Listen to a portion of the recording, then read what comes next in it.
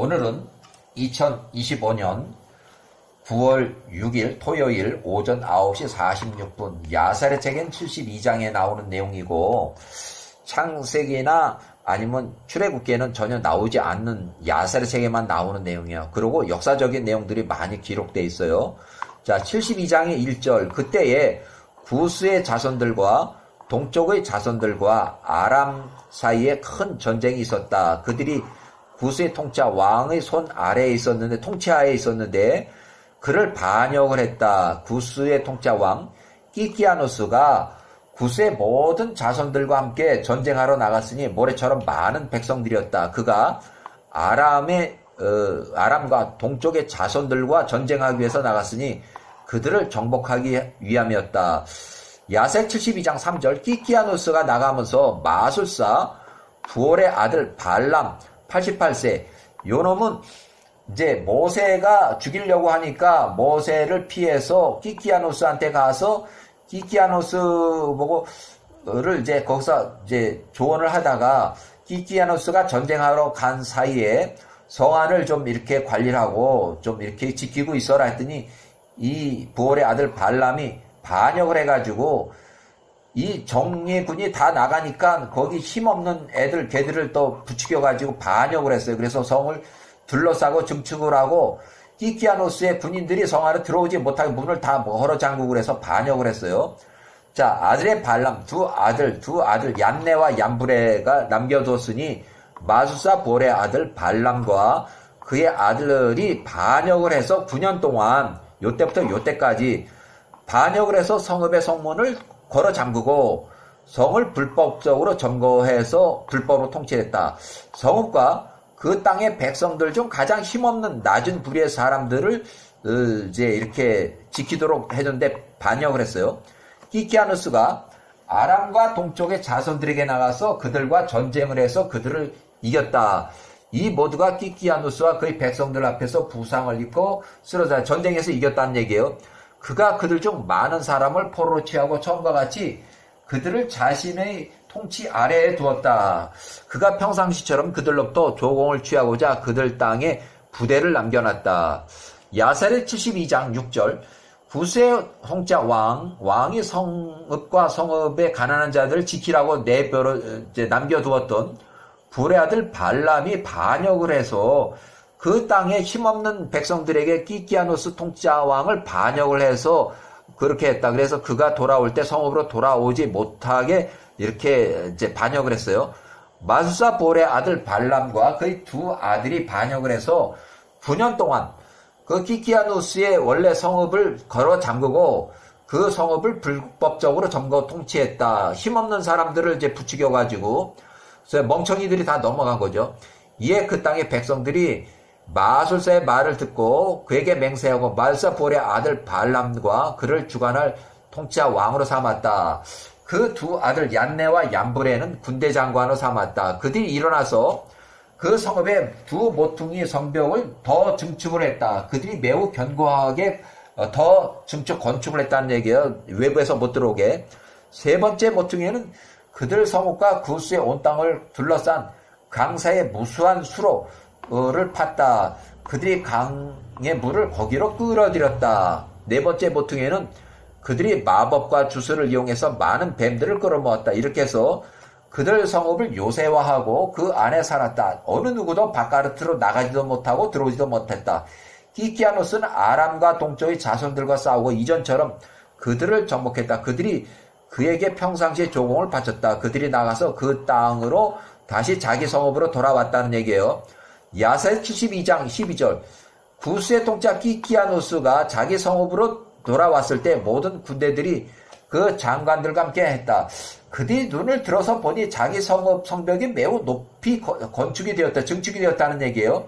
이에 그 사람들이 이것을 보고 놀랐다. 그들이 서로에게 말하되, 우리가 전투에서 나가 있는 동안에 우리가 늦게 들어오는 것을 이미 알고 그들이 크게 외부에서 또 침략할까 두려웠기 때문에 이렇게 증축을 한 것이라, 아주 잘했다. 이렇게 남겨놓은 사람들이 아주 잘했구나 해서 가나안의 통치자 왕자들과 그들이 싸우러 올까봐 성벽을 더 높이고 성읍을 요새한 것이라 이렇게 칭찬을 했는데, 웬걸 반역을 했어요. 통짜 왕과 군대들이 자기 성읍에 다가가서 올려다보니 보라 성읍의 모든 문들이 굳게 닫혔더라. 그들이 위에 있는 성읍의 보초병들한테 소리쳐 말하되 야 우리가 왔으니까 문을 빨리 열어 우리가 성읍 안으로 들어가게 이렇게 열어라. 그러니까 그 보초병들이 마술사 볼의 아들 발람이 그들 지시대로 그들에게 문 열기를 거절했다. 이에 그들이 성읍으로 들어가지 못하게 그들을 괴롭혔다. 성읍의 맞은편에 있는 그들과 전투를 벌이니 전쟁이 나서 그날 키키아누스의 군대 130명이 쓰러졌다. 요새에 앉아서 하니까 요새에서 뭐 돌을 던지든 화살을 쏘든 뭐 하니까 아무리 정예병이라도 130명이 죽은 거예요.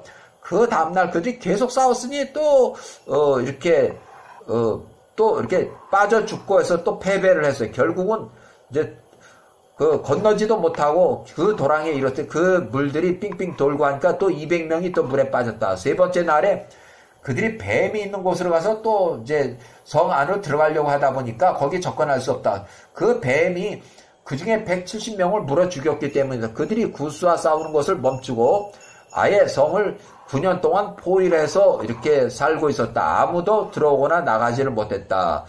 야살 72장 21절. 그들이 구스를 포위하고 있을 때 한편 모세는 18세에 1508년에 애굽 사람을 죽인 것으로 인해서 모세가 18세에 그를 죽이고자 하는 파라오 투트모세 1세 메럴 투트모세 통치 46년 차 메럴 투트모세 66세로부터 애굽으로부터 도망쳐서 도주했다. 그래서 도망쳐서 온 것이 키키아누스 구스의 공동체로 도망했어요. 모세가 메럴 투트모 1세 66세 파라오의 앞으로부터 도망을 쳐서 애굽으로 달아날 때 그의 나이는 18살이었다. 그가 달아나서 키키아누스의 군대로 피신했다. 그때 그들은 구스에 자기가 살았던 성읍으로 반란이 일어나서 성읍으로 들어가지 못하고 성을 포위하고 야영을 하는 그런 상황이었어요. 그래서 거기서 9년 동안, 그러니까 이 성읍을 들어가지 못하고 그 바로 이제 모세가 18세에 와서 27살까지 9년 동안 그들하고 동고동락하면서 이제 성읍을 포위하고 이런 상황에서 살았어요. 야살의 72장 23절. 모세가 18살에 구스의 통짜왕 키키아누스의 진영 야영하는 부대에서 9년 동안을 1508년부터 1499년까지 9년 동안을 그들과 동거했다. 그들이 구스를 성을 포위하고 있는 동안에 언제나 모세가 18살에서 27살까지 그들과 함께 이제 동고동락을 했다는 거예요. 마술사 볼의 아들 발람이 요때 그 두 아들 얀네와 얀브레가 그 8명의 형제들이 키키아누스의 외부에서 전쟁하러 오랜 시간 동안 악한 자들이 남아있는 그 성읍을 관리하도록 위탁을 하고 떠나서 전쟁 승리한 후에 귀환할 때 성읍에서 전쟁하러 나간 키키아누스를 반역을 하도록 설득을 해서 성읍을 불법으로 통치하고 키키아누스 진영이 9년 동안 자기 성읍으로 들어가지도 못하고 자기 가족이 살고 있는 성읍을 포위하고 9년 동안을 외부에서 바깥으로 야영을 하면서 성읍을 포위하고 지내고 있었다. 야사르책 72장 24절. 왕과 왕자들과 모든 군인들이 모세를 사랑했다. 이에 모세가 존귀했기 때문이다. 그의 위상이 한 마리 웅장한 사자와 같았다. 그의 얼굴을 태양과 같았고 그의 힘은 사자 힘과 같았어. 그가 통짜 왕에게 조언자였다. 이렇게 해서 모세가 제2인자 이렇게 활동했다는 얘기예요. 자, 야살 72장 1499년 9년의 끝에 키키아누스가 치명적인 질병에 걸렸다. 그의 병이 이겼으니 그가 7일째 아픈 지 7일 만에 급사를 했어요. 자, 야살의 책 72장 1499년 그의 종들이 그를 방부 처리해서 그를 옮겨서 애굽 땅의 북쪽으로 향하는 그 성읍 문 맞은편에 그를 매장을 했다. 그가 성읍 안으로 들어가지 못하고 성읍 문 바깥에 맞은편에 그를 묻었다. 그가 북쪽으로 향하는, 그러니까 이집트에서 보면 남쪽으로 돼 있고 구스가, 또 구스에서 보면 구스의 북쪽이 이집트로 가는 그 북쪽 애굽 땅이 보이는 그 북쪽을 향하는 성읍의 맞은편에 그를 묻었다. 그들이 그가 묻힌 곳 그 위로 품위 있고 견고하고 높은 것을 세우고 그 아래 큰 돌을 기념비를 세웠다. 왕의 서기관들이 그 돌 위에 그들이 통치한 왕 기키아누스의 모든 업적과 그가 싸웠던 그의 모든 전쟁 기록을 새겨놓았다. 보라, 그것이 오늘날까지 거의 기록되어 있느니라. 구스의 왕 기키아누스가 죽은 후에 그의 사람들과 군대 그 전쟁을 해서 매우 비통해했다. 결국 그들이 서로에게 말하되 우리가 이때 무엇을 해야 할지 우리에게 조언을 하라.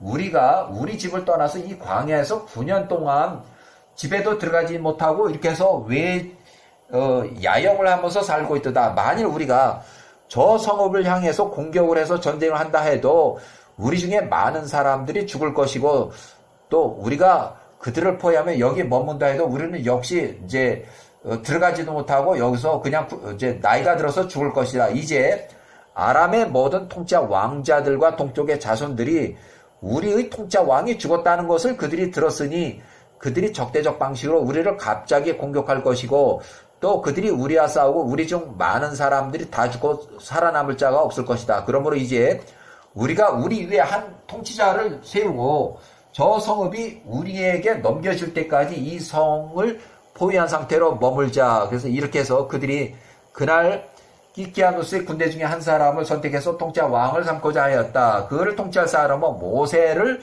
선택을 했다. 1499년 이때 메롤 투투모 1세 75세는 55년 동안 단독 통치를 한 이후에 이때부터 아들, 딸들에게 섭정을 하도록 허용하던 그 시기였어요.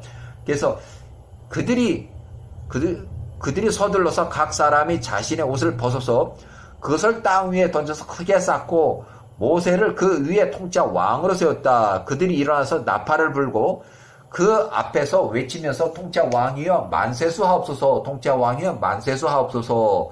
모든 백성과 귀인들이 그 통치자 왕비 아도니아 기키아누스의 아내 와도니아를 구스인인데 아내로 줄 것을 왕 통치자 모세에게 맹세를 했다. 그리고 그들이 그날 모세로 그들 위에 통치자를 삼았다. 구스의 모든 백성들이 그날 선포하며 말하되 모든 사람들은 모세에게 새로운 통치자 왕 모세에게 그들이 소유한 것들 중에서 어떤 것인가를 주어야 한다라고 하였다. 그들이 그 높은 둔덕 위에 시트 하나를 펼치고 모든 사람이 각자가 가진 것 중에서 무엇인가를 거기에 던졌으니 어떤 이는 금 귀고리를 어떤 이는 주화를 던졌다. 또한 구스의 자손들이 그 둔덕 위에 모세에게 오닉스 보석, 베델리엄과 진주와 마블 구슬을 던졌다. 은과 금도 매우 많았다. 야살 72장 42절 이에 모세가 모든 은과 금 모든 그릇들 베델리엄과 오닉스를 취하였으니 구스의 모든 자손들이 모세에게 준 것들이었다. 그가 그것들을 그의 보물함에 보관하였다. 42절 그날 구스의 통치자 왕 기키아누스를 대신해서 모세가 구스의 자손들을 통치하기 시작했다. 모세가 27살에 구스를 40년 동안 대리 통치자가 됐고 1499년부터 1460년 명예퇴직 당할 때까지 투트모세 1세가 단독 통치 55년 차 요때서부터 통치해서 요때 그러니까 여기 단독 통치가 끝나고 섭정을 하기 시작할 때 모세가 27살에 이제 같은 해에 모세가 구스를 통치하기 시작했어요. 모세가 27살에 구스의 통치자가 돼서 40년 동안 통치하고 또 투트모세는 섭정을 하고 요때 사망을 해요. 그래서 투트모세 1세가 75, 이때 모세가 27살에 66세까지 요때 투트모세 1세가 요때 사망을 해서 모세가 66세로 명예퇴직하고 시기가 똑같은 시기예요. 그렇지만 요게 더 빨라요. 투트모세 1세가 사망한 것이 조금 더 빨라요. 이렇게 해서 일단은 야셀의 책에 나오는 것을 기본으로 해서 모세가 어떻게 젊은 시절 또 모세가 어떻게 미디안 땅에서 또 이렇게 보내게 됐나 또 구스 땅에서 40년 동안 통치하고 이집트 가려다가 이집트로 들어가지 못하고 모세가 미디안 땅으로 들어가서 거기서 10년 동안을 또 거기서 지하 감옥에서 보내고 아디캄이 10년 동안 통치하고 1450년에 문둥병으로 사망하니까 결국 모세가 76세에 자유몸이 돼서 거기서 십부라하고 혼인해가지고 아들 둘을 낳았다는 얘기 여기까지요.